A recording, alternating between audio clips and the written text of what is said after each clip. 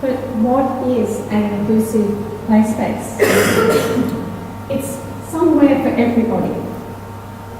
All ages, all abilities, all cultures. Somewhere for everyone to come together. Somewhere that's easy to access and move around. There's a range of things to do there. And good facilities for people whilst they're in the space. So we use the design principles of inclusiveness and accessibility. It's basically a place for everyone in our community to share and enjoy. So, just to reiterate, because sometimes some of these groups are forgotten. Young children, especially these guys, they often get forgotten in playgrounds, I find. Very few playgrounds really are suitable for very small children. Then what we might call preschoolers. Then these guys, say 6 to 10-year-olds, very active, confident in their bodies, they've been toddlers, they've fallen over, they've learned how to move, and now they want to have a lot of fun. Teenagers, also another rather forgotten age group. Families, the adults that accompany children to playgrounds, their needs also need to be considered. Then we've got older people and grandparents, very important members of our community, often responsible for looking after children. And other members of our community, sometimes forgotten, or often forgotten, are families that might have a member with a disability. But not just about disability. Everyone in their life at some time might have a mobility issue through an injury or just by ageing. So it's not just about disability, it's about accessibility. And also other cultures. We often live in communities where there are multiple cultures. So being culturally sensitive is also something to consider in an inclusive play space.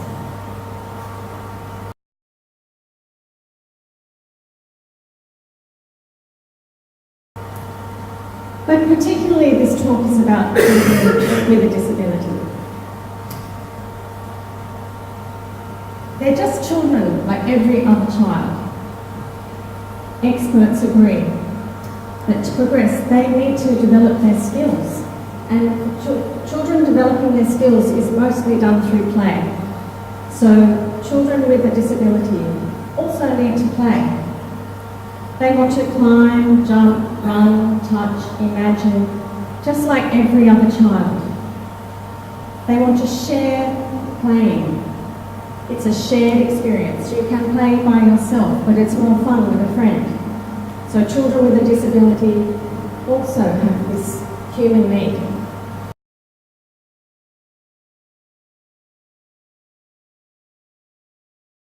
Implementing and designing playgrounds. Proludic produced this inclusive play areas guide. We consulted with other experts in the fields of health, design and support associations for disability. And together we looked at the needs of children in play areas and identified what children with a disability might need in a playground, and then how we can help design a playground and play equipment that meets their needs so that they can play like everyone else, with everyone else.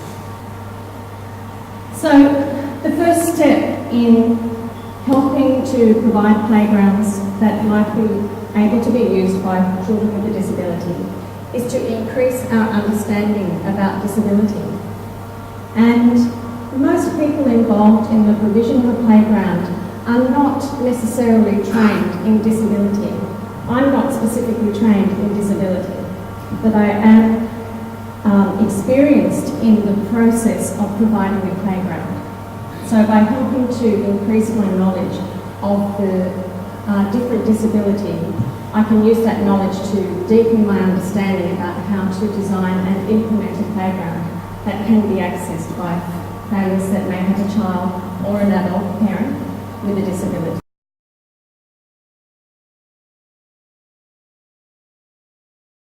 Firstly, for the type of disability, which in this case is motor impairment. We've looked at the different features of that disability, so how it affects motor development.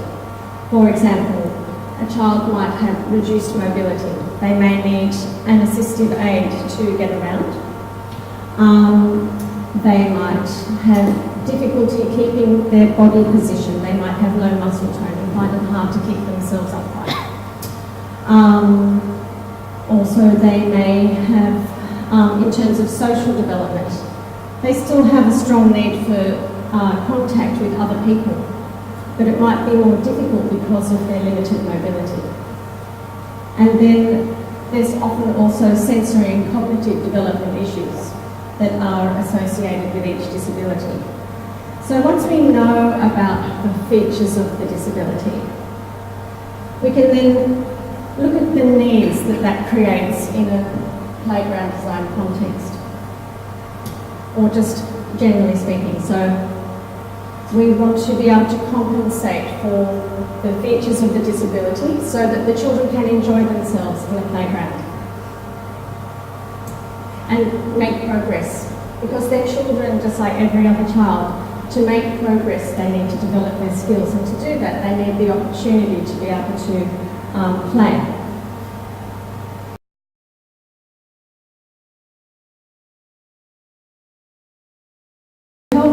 Summarise that information and help it easier to understand and apply to play equipment. We've summarised it into different graphic symbols that indicate to you the sort of function that the play equipment can help provide so that the children can enjoy themselves.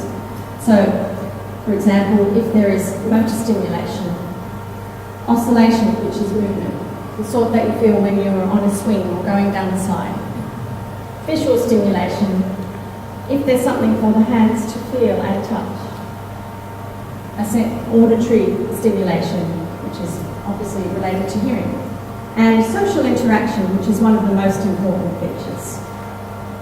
Then we look at the features of the play equipment, the actual design features of each piece of play equipment that we have in the catalogue, and show the design features of that play equipment, which help make it suitable for children to access. So, is there a ground level activity? Can you transfer to the piece of play equipment if you use a mobility aid? Is there a backrest for children that might have postural difficulties? Or is it something that you can play on, which is really a sitting-based activity that helps you socialise with your friends? Supportive elements like handles to help you give your body support whilst you move onto a piece of play equipment. And extra room. Is there room enough for you to move onto the play equipment and enjoy the activity?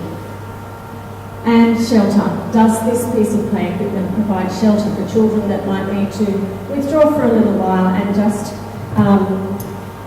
settle themselves if they've been overstimulated?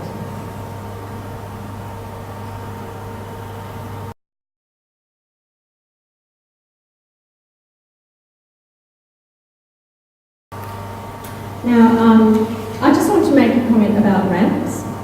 They are a fantastic design feature of many types of play equipment, but they're not the only answer. And in some cases, it may not be possible to put in a piece of play equipment with a ramp. So there's another type of access that can be helpful for children with a disability or mobility restrictions, and that's a transfer station. From conversations I've had with many in the disability sector,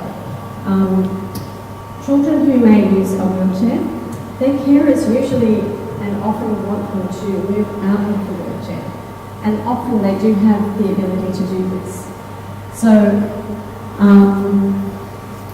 another way of accessing play equipment, I'm sorry I didn't include a bit of photo there, but is a transfer station, something called a transfer station, which is like a large platform with big handles on it, so that there's a way for a child to transfer from the wheelchair and move on to the structure. It may be with living support from a family member, or they may have good upper body strength and be able to transfer themselves.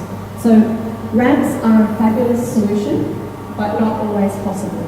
So it's not all about ramps.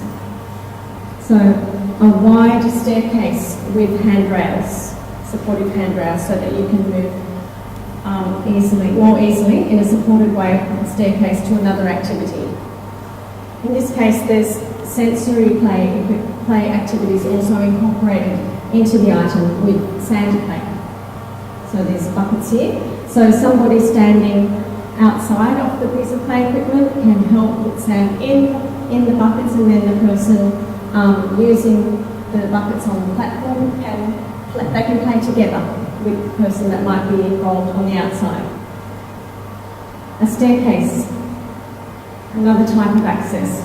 In this case with handrails, solid side panels for good support so you don't topple over, and the handrails for you to put your hands on. And a wide slide. A really great way to incorporate support for children that might have mobility difficulties, because they can slide down with a friend. It might be a parent, it might be another child, a sibling. And also great for social play. You can it's obviously more fun with a friend. So sliding down together, wide slides are a great way to have fun in the playground.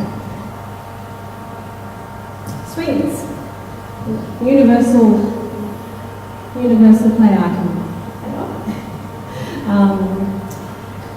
So they are fantastic for children that might have mobility issues, and also children that have hearing difficulties. The sensory stimulation of a movement is very important for them. They can feel the body moving in space. Also, something to consider is having suitable seats so that children that might have postural difficulties feel securely held, because when you're swinging, you're moving. So, we can see here, the main thing with swings is to have a choice of different types of seats, so that you can cover as many different types of people as possible. So you can see here we have a large basket style seat, and there's lots of different kinds of basket seats. That way children that might have a postural difficulty, they can lie in it. And these are fantastic for all ages and all children. I've seen young babies placed in them and just gently moved back and forth.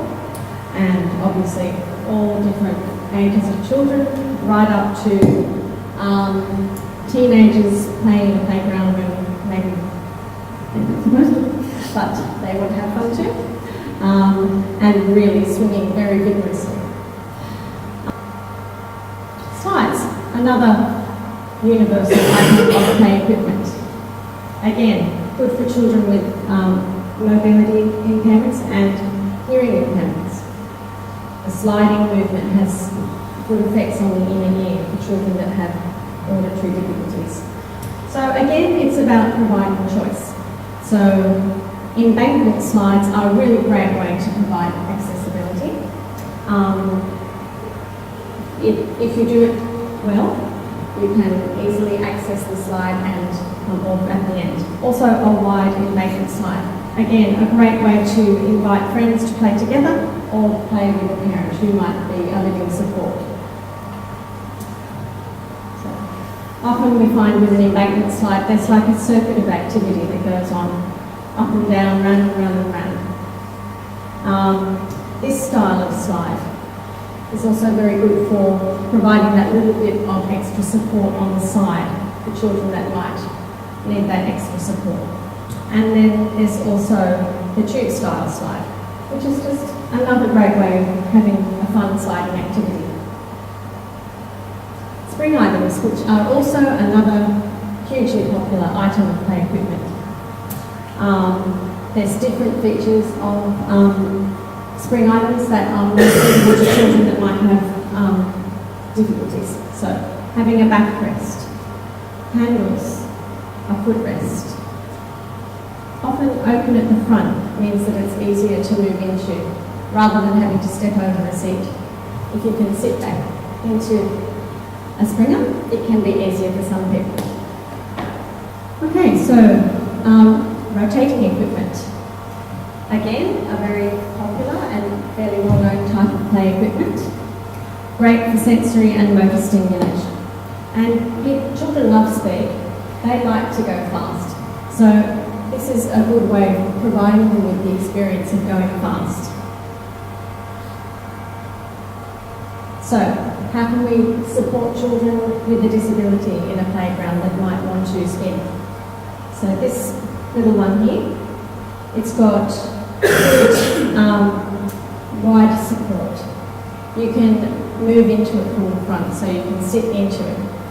And it's actually on a little bit of a slope, so as you're turning, you feel the sensation of speed, but you also feel quite secure in it. And again, wheelchair accessible carousel, which also has room for everybody to play. So there's a seat, you can stand, or if you use a mobility aid, there's room for you to enjoy that play equipment with your friends. Another item which I absolutely love in playgrounds are playground trampolines. They're a fairly recent innovation in playgrounds, but wow, they're great fun, and they can be used by everybody. So they're simple to use, it's intuitive, you know what to do when you use a trampoline. They help develop your motor skills and strength and coordination. And also the other thing that's good is that children start to understand more about their body position in space, what's called psychomotoric development, so you can start to understand how your body feels in space. And can even be used by children in a wheelchair. So let's have a look at the...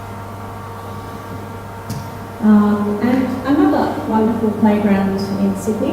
Now I'm aware that all these playgrounds are quite big, but they don't have to be big to be inclusive. It's important to think about how can we provide inclusive features in every playground, because local playgrounds are really important to the local community. It's where you can meet your neighbours, and if you are at home with young children and you just need to get out for a little while, they are really hugely beneficial. So these are wonderful showcase examples, but not every inclusive playground has to be as big as this.